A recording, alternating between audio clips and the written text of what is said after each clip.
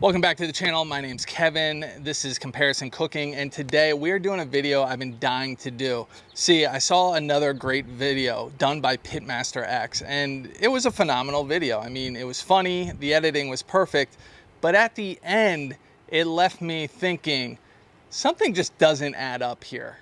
All right, every article I've read, everybody I talk to, they spray to help build crust. They don't spray for flavor. And that was the conclusion of that video. So I need to do this for myself to see if we coffee ground press your rub into hot water, let it sit, let all that nutrients and flavor get into that spray bottle, is that really going to add deliciousness to your ribs? Now, my biggest problem with this is, well, two. Every article I read says spraying doesn't add flavor, so you can spray with pretty much anything you want. Number two, when Mad Scientist Barbecue did the beef tallow video, all you heard for weeks and months is beef tallow is the secret to briskets. And we're going to cover that in another video, so make sure to subscribe because I have my questions about that one also. But when this one was done, and it was done in the premise of this is how to do the best barbecue ever, I didn't see the trend catching on. I don't see people running out and buying coffee makers to press their rub into spray bottles. So I have a lot of questions about this, and I figured this was the best way to get to two answers. Number one, does spraying really add any flavors to your barbecue at all? And number two, most important, is this a big waste of time to press your rub, your favorite rubs, into a coffee maker and add this extra step? So let's cover those two right now.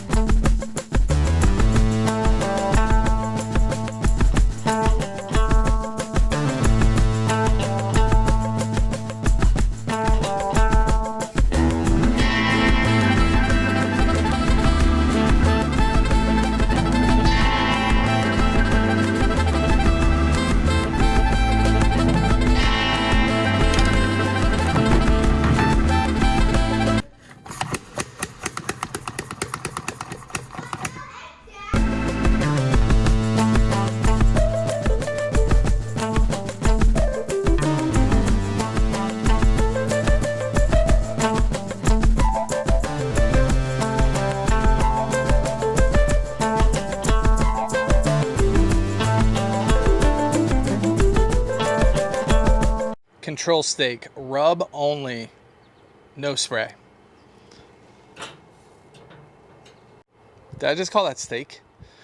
Control rib, number one, just rub, no spray.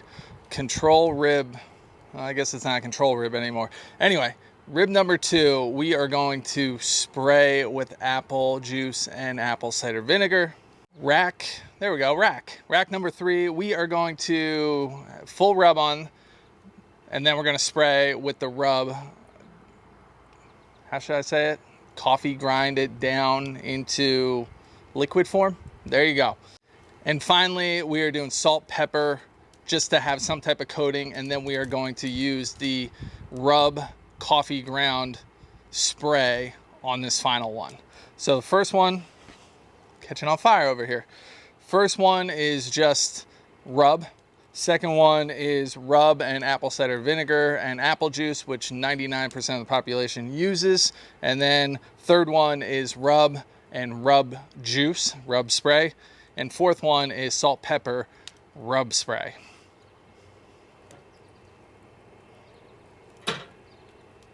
Boom.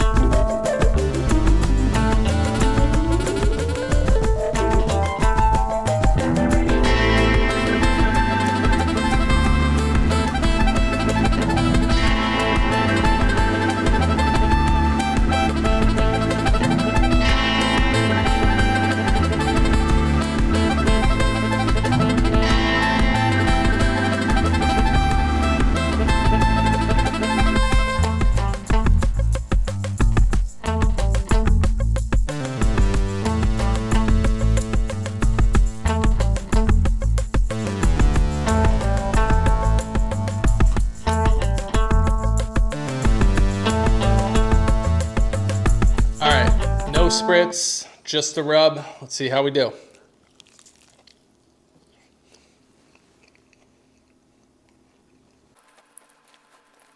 It's a delicious rib. It's a delicious rib. Definitely on the dry side. One thing I didn't show you on camera, this got to 205 while the others were still around 199. So it did cook a little faster. The moisture from the spritzing didn't slow it down at all. So this thing cooked through even faster than normal.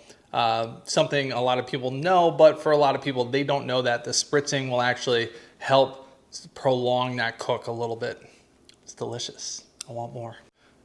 All right, here we go. This is rub and apple cider vinegar mixed with apple juice, 2/3 apple juice, 1/3 apple cider vinegar. There's like 1,000 different ways to mix it, 50-50, add Worcestershire sauce, do whatever you like. You're just trying to add moisture. Let's see if we pick up any flavor tones.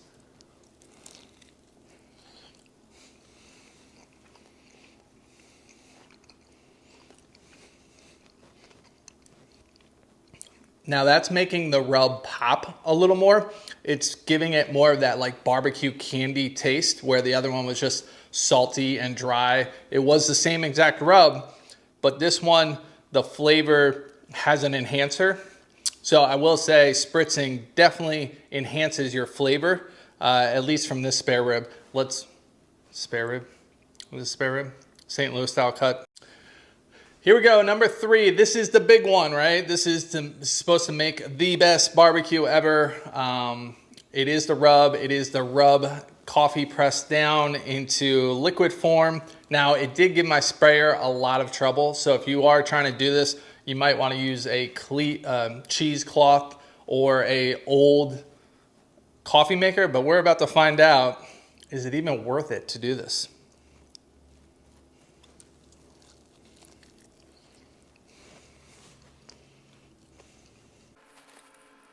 It's similar to number 2. I'd say it's a little milder. I'm not picking up any of that juice with the rub, whereas like the apple cider vinegar and the apple juice kind of gave it a sweetness. I don't think I'm overthinking this, but it's very good. But I still prefer number 2 with just the apple juice and apple cider vinegar. Good rib. And number 4, this is just salt and pepper, and with that juiced rub, coffee make rub, whatever the hell you want to call it. I don't know what to call it. Squeeze it, press it. Let's see if any flavors picked up, not that it's rub on rub.